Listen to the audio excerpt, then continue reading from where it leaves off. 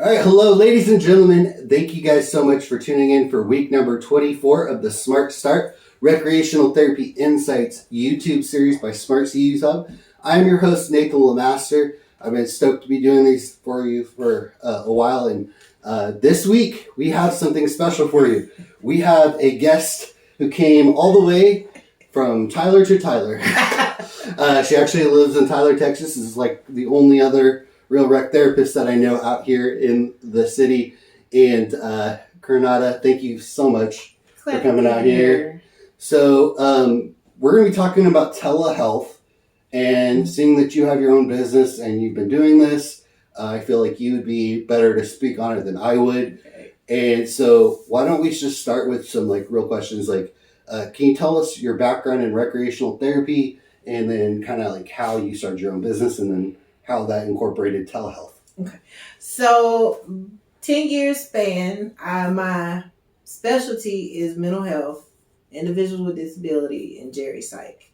And so far as the telehealth piece, I did that with actually a preteen, and she was dealing with depression at the time. And it was 2021, so kind of after COVID first hit. And like I said, I mainly home health, individuals with disabilities. I've worked at Brentwood Hospital, which is located in Shreveport, and that's one of the bigger mental health hospitals. And way back when I was in Mississippi, I worked on an actual geri psych ward that dealt with mental health for dementia, Alzheimer's, and all those different diagnoses for all women. So wide span of experience. And then you started your own business? Started my own business in 2022. And I was working still, and I still do get clients through an agency, but I started the LLC in 2022. Okay. And you're using telehealth, or have you used it since COVID?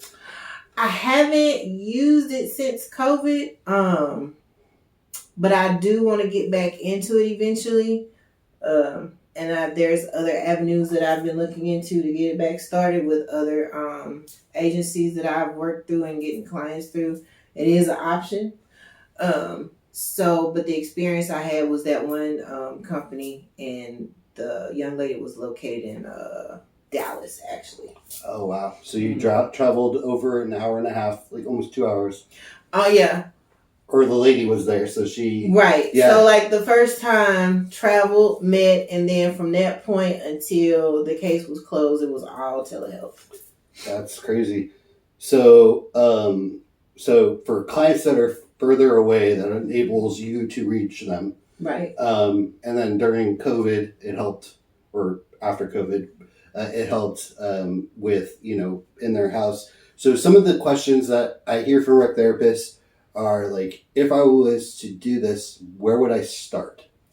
I think you would have to start and see what agencies provides the service, because the one I worked through, they were located in Dallas, and okay.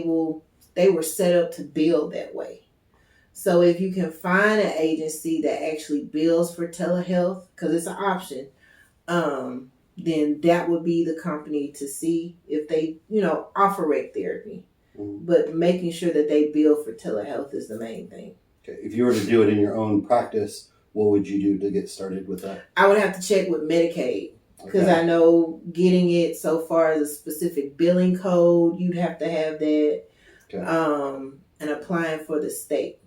Okay. You would have to have that. That would be the route to get it. So Medicaid for the waiver system? Yeah, Medicaid for the waiver system, and seeing exactly what, because it's specific codes. Mm-hmm. And I'm still learning myself, y'all. But there are specific codes that you bill for. Like, say, when you do home health at the company I get clients through, they have a specific code and things of that nature. So telehealth has its own specific code too. And it just depends on what waiver, because she was under the YES waiver. Okay. So and that reimburses really good for those of you at home. Right. $77.24 an hour, correct? Yes. Yes. So with telehealth, would you still be able to bill for that full amount? Do you know? Depending on the agency. Okay. Now, if I were to do it per se, I think I would be able to, from what I found out, but things are ever changing. That's the thing about the state too. You got to realize they are ever changing. But from the last time I researched, yes, I could bill for the whole amount. But then, if you're a business owner, of course, you would kind of flux so you could put back into your business and all those great things. But the last time I checked, yes. Yeah, I think that begs the question. So some people hear $77.24 an hour and they're like, wow, I only get paid X amount where I work.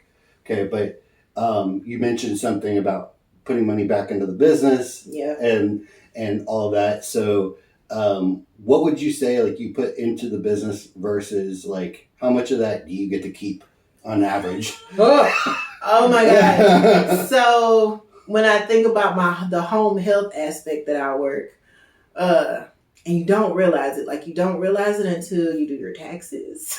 Oh my gosh, yes. Let me tell you. Let's just say, I'm going to just throw a number out there.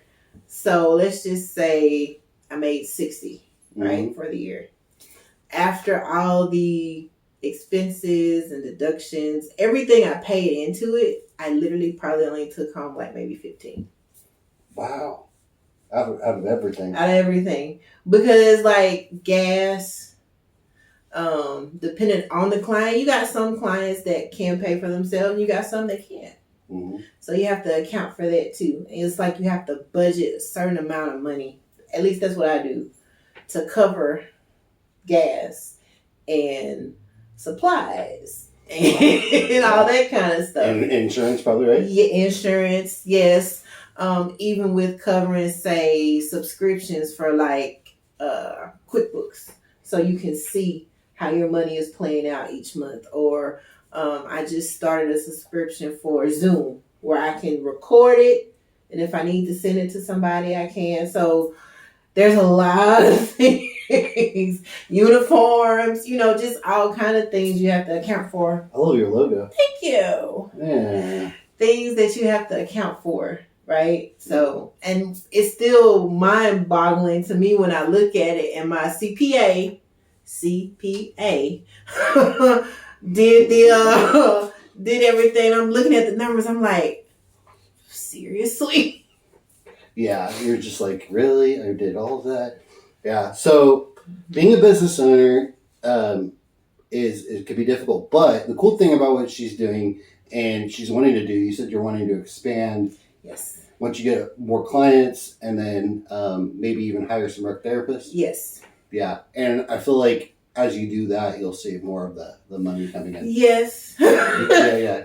Hopefully that's, but the main thing is to get more of us out here to cover the area, because what I'm finding is still to this day, you have to laugh because we've been in existence for like forever.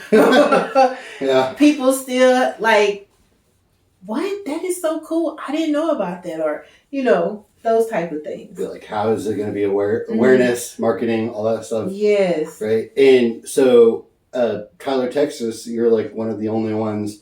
So, other rec therapists, you want to join up with Karnada and kind of like take this area by storm? I don't do that. I don't do in-person practice, but I feel like you guys could conquer a lot, especially, yeah.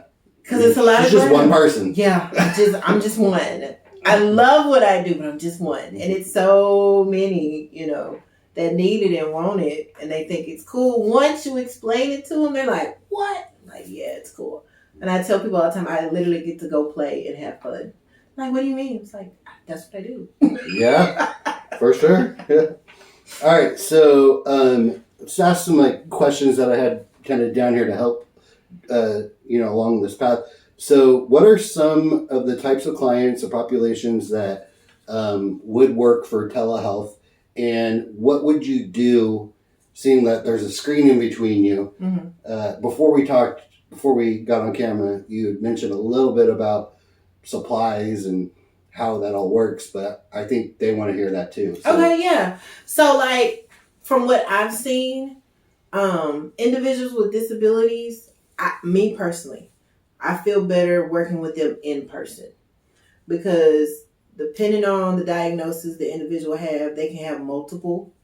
So sometimes some people, like say one of my clients, he's autistic. he needs that visual, seeing his thing is computers and stuff, and he's so heavy screen time. I try to get him away from it.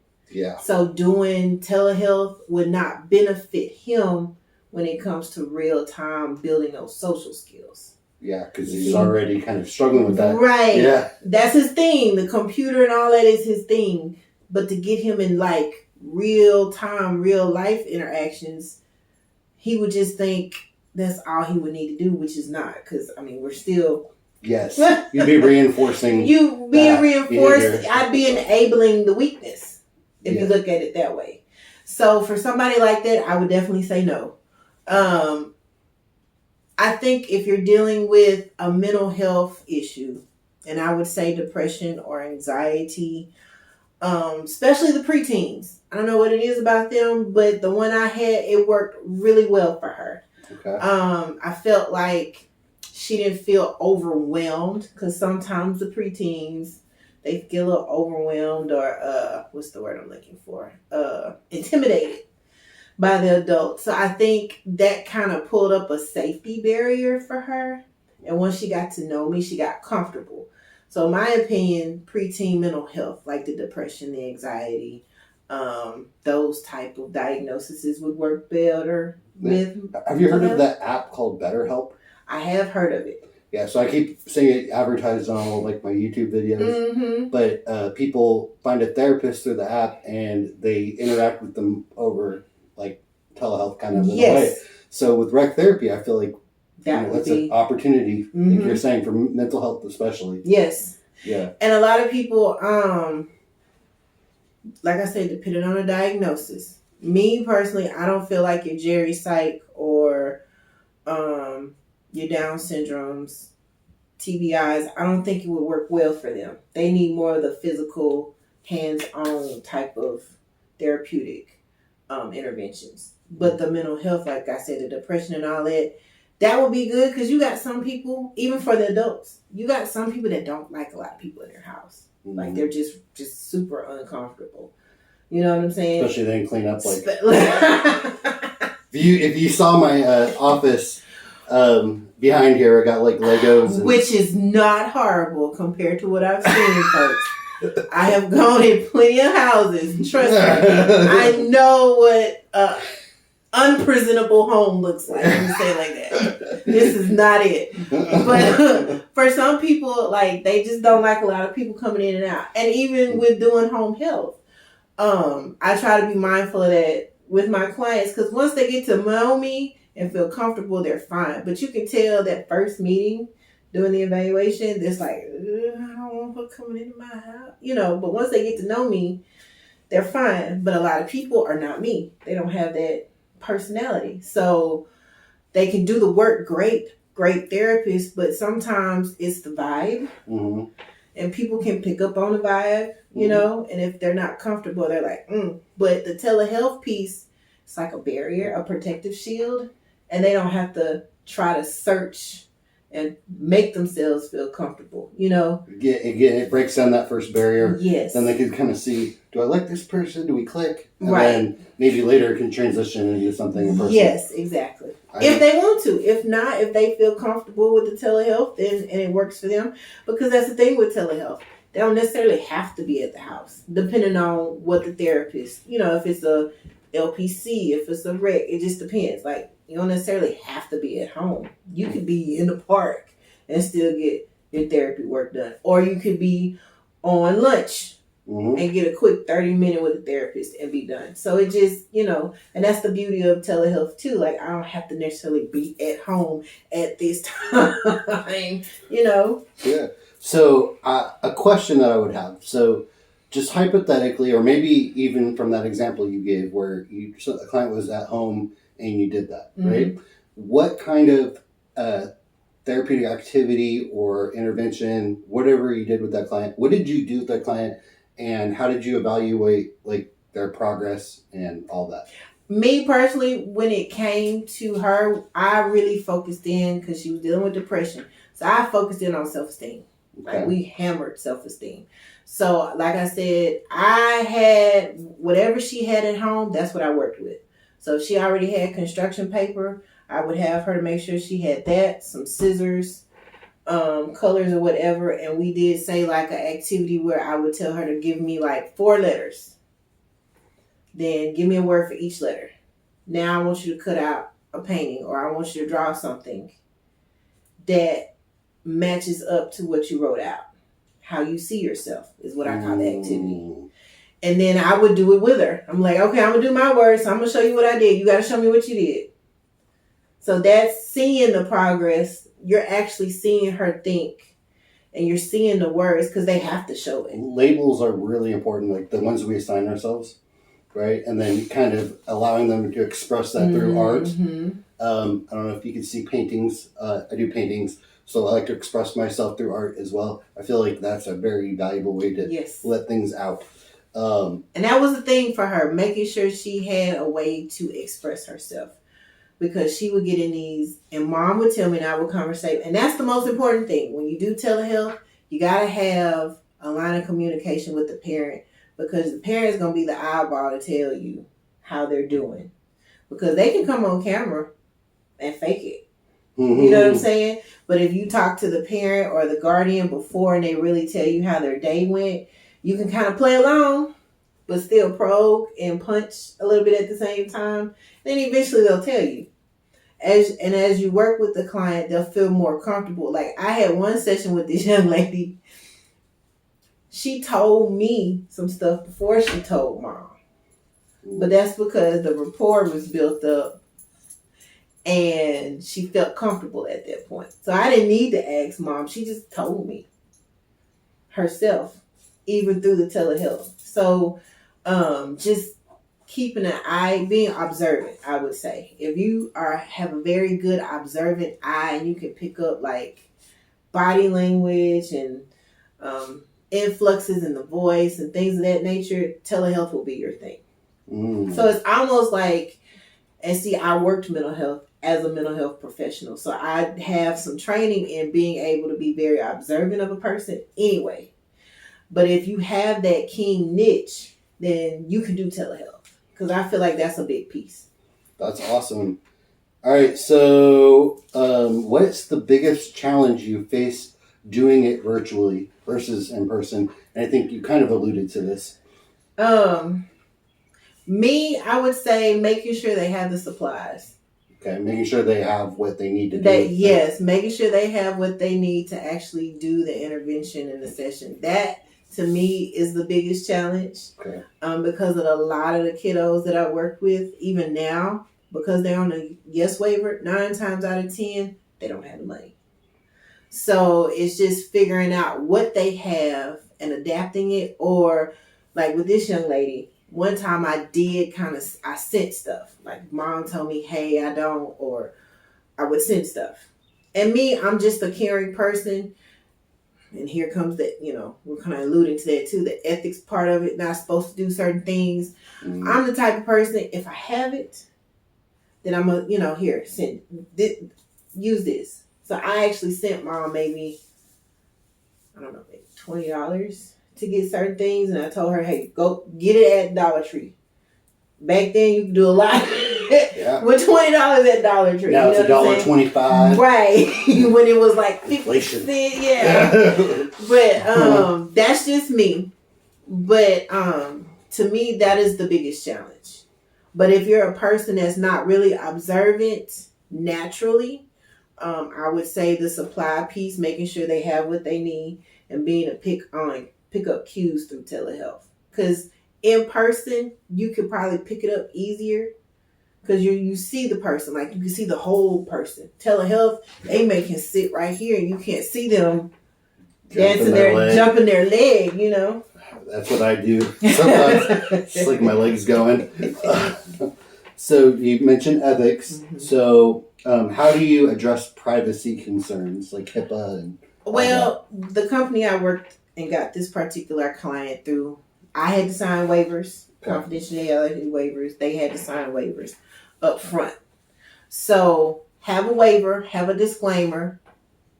Me personally, if this is what you're going to do, this is all you're going to do, make sure you get with a lawyer and come up with a solid disclaimer waiver saying, hey, due to HIPAA, I will not, da da da da da da da. You sign and they sign. So both parties know that this information is not going to go anywhere. Okay, and like recording the session. You have to ask for consent. Okay. Have to get consent, because if they're not comfortable, then you can't record. Yeah, so make sure you're checking all your boxes, guys. Cross T's, dot I's. Yeah. All right, so let's talk about some advice for somebody who wanted to start implementing this. You said they would need to go through a waiver system, or in their state, let's say they don't have the waiver system. Right. What would they do? Just kind of like go through like the steps you would start searching for, and what you would do if you were in that state that didn't even have a waiver. Maybe how you start doing this. I would start with the state's Health and Human Services Department. Okay. I will contact them to see what all a rec therapist can bill for, if they can. Okay. Because some states, like back home in Louisiana, they don't even bill for rec therapy. So, and if that's the case, then the next step, which, could take some time, but it would be getting on the advocacy piece and getting laws implemented, which that could take a while, depending on who your rep is, depending on who the senator is, things of that nature. So the first step would be get with the Health and Human Services Department to see what rec therapy can be billed under, if it can be billed. Okay, and what about like private pay? Or that's totally up to your discretion. Okay. So, like, if you want to set the price points and be mindful, you may have people that can afford it. You may have people that can't. So then if you go private practice, still set up your disclaimers, HIPAA, all of that thing. And then just determine based on what the average salary is in your area, and kind of like maybe take it down, maybe $5 to $10. Because if you feel like this would help a lot of people, you kind of got to accommodate. Because you want people to come, right? You want the word to get out. So that would be my advice. Yeah. So I used to work with a guy who had a practice in Mississippi. And what he told me was he would do like a package deal to where it was like 3 months, 6 months, 1 month. And the pricing point would be for those periods. And it would say how many hours they're going to meet with them during that time. And so it wasn't like a pay-as-you-go thing. And that kind of gave the therapist a little more security, knowing that they have some money coming in, let the person know that there's a pathway throughout that whole process. I've heard people do that, the billing that you're doing. The subscription. And then I've also heard like grants. So I wonder if there's like some grants in your state that maybe you could look into for providing therapeutic services for clients with disabilities of various kinds. And there's a lot of like mental health. So you could probably find some mental health pieces, because keep in mind now, people with disabilities, they have dual diagnoses. Like you could have somebody that's autistic and they're dealing with depression.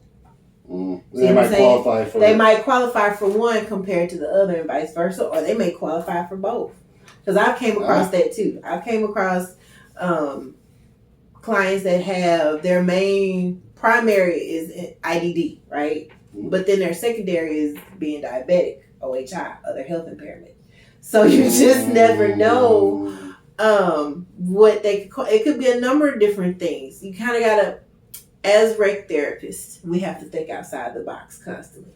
So even when it comes to how we bill, how we get paid, you have to think outside of the scope of what we're used to try to get that in. Because you might turn on the thinking cap for somebody else to maybe do some advocacy work to get it initiated. You just never know where it leads. It's all kind of possibilities. Yeah, which is cool. Blessing of our blessing and a curse of our industry is we're so far spread apart, but there's so much opportunity. I always look at like problems as like blessings. Right. So I'm like, how can I solve this? Yes, there's a solution. There's a solution. All right. So in one sentence, okay, that's a good question. So it's gonna be hard. In one sentence, what do you think is the most powerful benefit of telehealth in recreational therapy?